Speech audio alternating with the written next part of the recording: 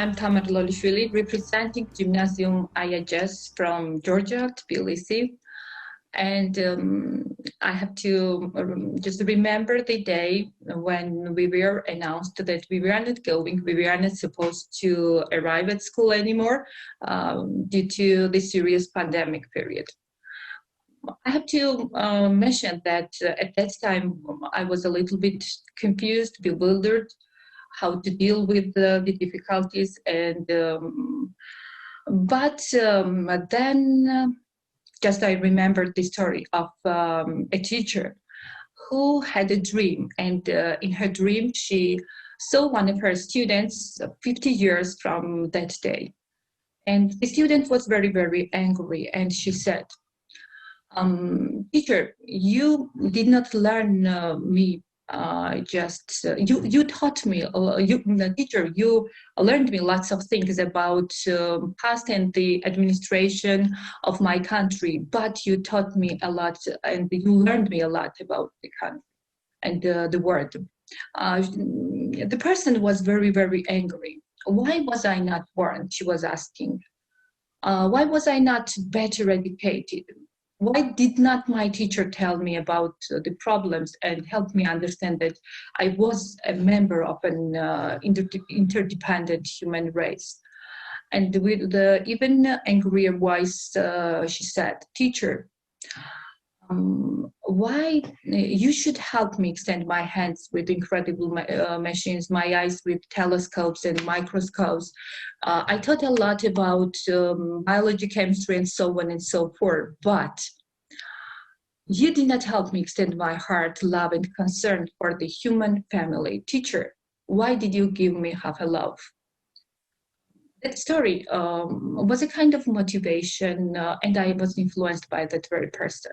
And I got the idea that here, during this pandemic period, teaching students emotional intelligence was better than just giving them grades in English language and grammar.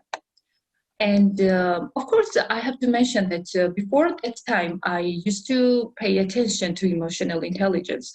I did not say that I neglected any of the building blocks of emotional intelligence, but it was time to consider the fact that we were in front of Generation Z.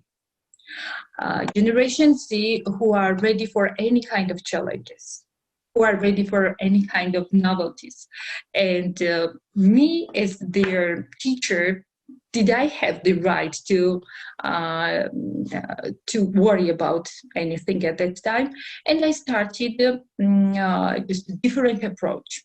I decided to have something different at that case. The first case that I started was to pay attention to the resources that I used to have at that time. Thanks to National Geographic, they provided us with lots of interesting and modern technologies, books, and resources. And I started, together with this program, I started raising emotional intelligence among students. The first that I started was raising self-awareness among students. And at that time, when we did not have much time together, and even their parents were just a kind of bewildered, confused what to do, I tried to raise awareness, to raise self-confidence among them.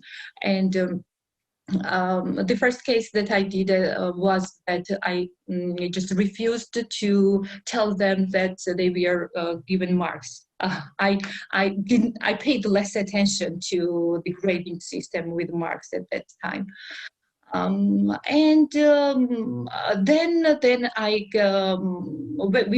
we went on to self-regulation, and here empathy helped me as well. And now let me tell you how. I teach them, and I have been teaching them how to regulate themselves, even in this very tense situation.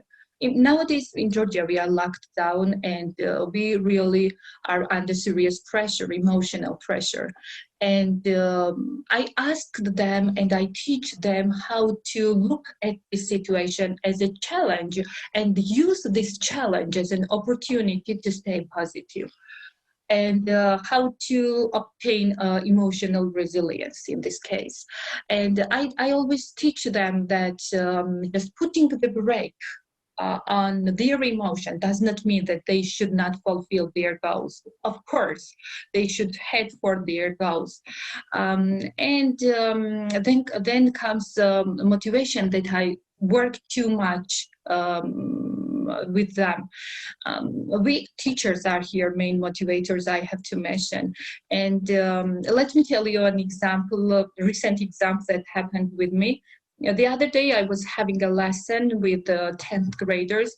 One of the students who just realized that the topic was very close to him, even could not sit on the chair. He was just interfering, and somehow he was making such a noise that it was impossible. And realizing the fact it was impossible to continue the lesson, and realizing the fact that the other family members who were at that flat were disturbing, and we are not just in a good, comfortable situation, I decided to remind that person, this boy, to calm down, otherwise I would be forced to get him out.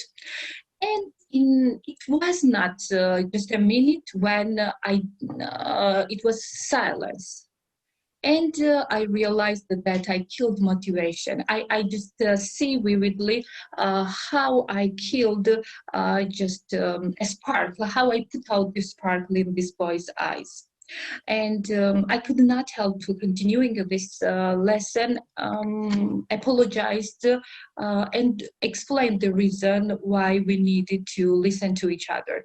Later that day, before going to bed, I received a message from that boy. Teacher, you were right, but still apologized. Oh my God, I respect you. This was just the message. I guess that we teachers nowadays have more responsibility than we used to have. We are not teachers. Somehow we're critical friends, not only teachers, but at the same time, advisors. So even our role has changed, I have to mention.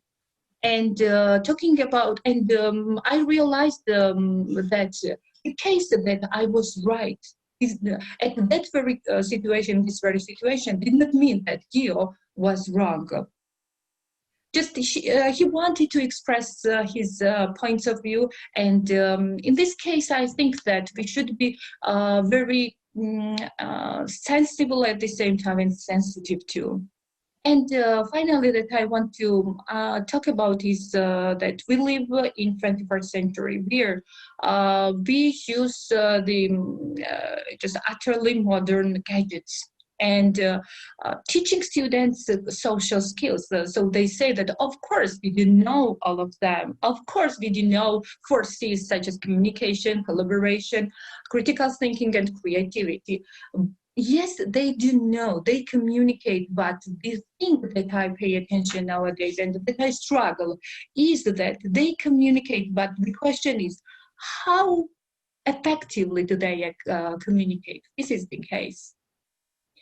Talking about critical thinking, just my main motto nowadays is to teach them how to develop critical thinking within themselves and how to use them in everyday life, so that when they are faced up with the crisis or with the difficulties of everyday life, they just deal with it without any pain. And not only theory, I can't say that I teach them just only theory, but at the same time we do have lots of cases how to observe, how to then ask questions, the question just such as how, why, and what questions, and then how to analyze the situation. And I always ask them not to just to make a decision without comparing the things.